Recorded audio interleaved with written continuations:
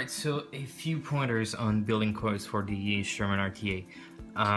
Diameter wise, you have to have at least 3.5 diameter on your coils here, or ideally 4 millimeters. That way you have enough cotton properly blocking the juice flow here. This is very important since you don't get enough cotton when you do, let's say, 2.5 or 3 millimeters. And if you try to squeeze more cotton into that to fill the juice holes, you have the cotton too tightly packed into the coil here. So this is a 3.5 because we didn't have a 4 millimeters kind of gauge to wrap around it, but it should do the trick nicely.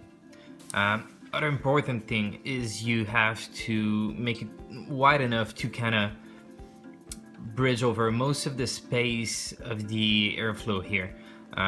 You do that because if you have like a coil that's a bit too narrow, the excess juice on both sides of the coils in the cotton will likely drip into that, and you'll end up having juice right over here. So alright, now onto the wicking part. Alright, so as for the wicking part, we use regular pads here, Shiseido, which is commonly found, commonly used. The difference between this and, let's say, other vaping cotton like cotton bacon, cotton candy, is this doesn't tend to bloat when you juice it up and when you leave it for a long period of time. This is important since you don't want to choke the juice flow here. You can do cotton bacon or cotton candy, but you really have to be spot on not to have problems with it. So what we do is we're gonna do the Irish roll, which is pretty simple. You just need to take both sides. You get the thin layer of kind of more compressed cotton out of the way. So do that, and we're just going to kind of roll it up afterwards. So taking this out,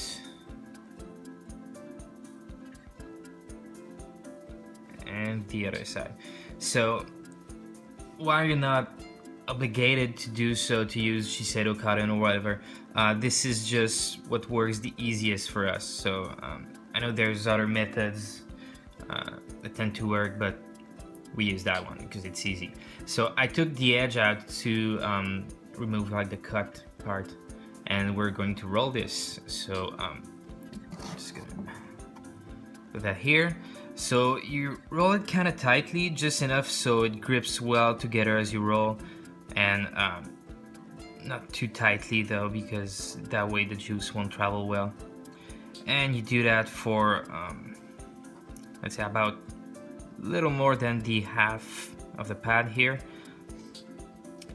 And now this is the important part. This is where you kind of eyeball what you have here in terms of cotton, and you try to match the diameter of your coils. For what I have, let's say 3.5 millimeters, that'd be good. So I'm just gonna take off the edge here and just kind of roll it a little more so it doesn't open and stays put and in place. Alright, so this should do. I'm gonna do the other one, and then we're going to show you how we cut it and put it in the juice holes. Alright, so now we have the wicks in place. So it looks a little bit like this. It needs to be tight, but maybe not as tight as you would do an RTA wick. It has to move a tiny bit, but this is ideally the amount of cotton you'd want for those coils. So how do we cut it? We take the bottom blade of the scissors here, and we just lay it against the outer ring, the airflow ring. You don't want to cut it straight here. You want to cut it at, let's say, about 45 degrees, because when you do that, you get a kind of a point here. And you get this little guy here that will come and fold over here and make sure the juice flow is kind of secure there. So I'm gonna do the other ones. It's like a lot of cotton for an RTA, but don't worry, the juice flows are massive here, so you need to block it properly. So what do we do is, well, I have this tool right here which is kind of curved, and I really like it to just use and tuck the wicks in place, but you can use whatever you want. Just make sure you don't squeeze the cotton too much. And yeah, since we just cut that here, you see some blade marks. You just need to take them off. So I just like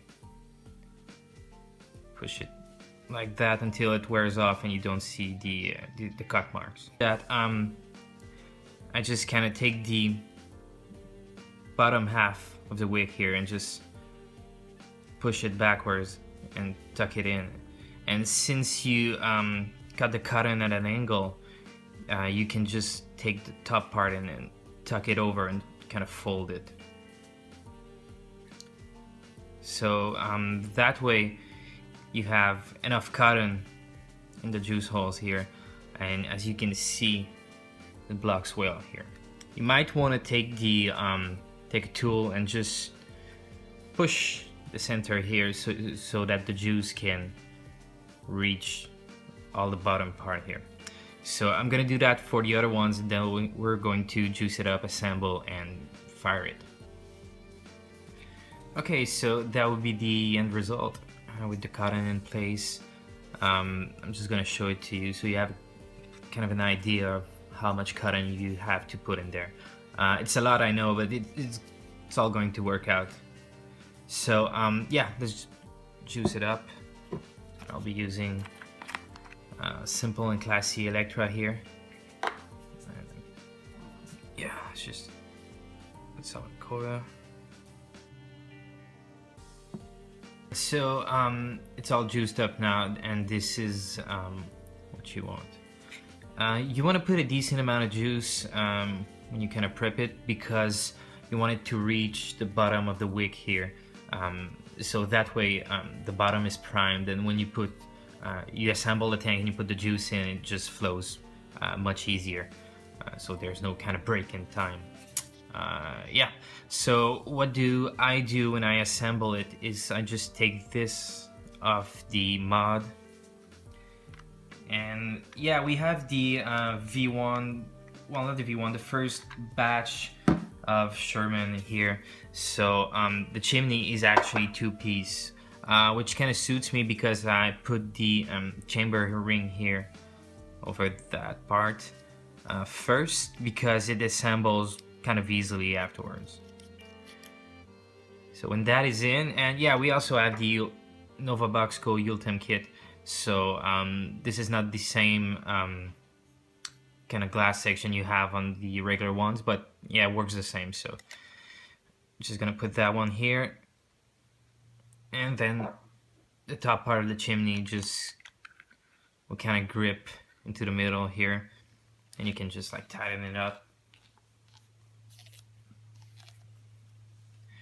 and you're ready to go.